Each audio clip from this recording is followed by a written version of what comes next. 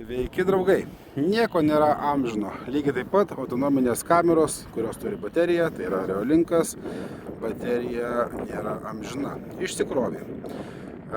Saulės nėra, nei panelės, nei pačios saulės, reiškia mes tiesiog dirbam be tol, kol išsikrauna baterija žiemą, plus jos išsikrauna ir greičiau.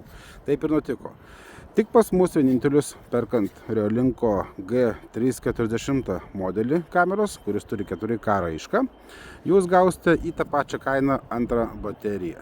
Nereikės nieko damokėti ir be to, mano žiniomis, šita kamera šiuo metu pas mus yra Lietuvoje pigiausia. Be antros baterijos, o pas mus bus dar ir antra baterija. Taip kad naudokitės progą, nes jums nereikės paskui laukuose šalt kraut baterijos, jūs ją pasikrausit namuose, per USB-C, atvažiuojat į vietą, sukeičiat ir varot vėl namo.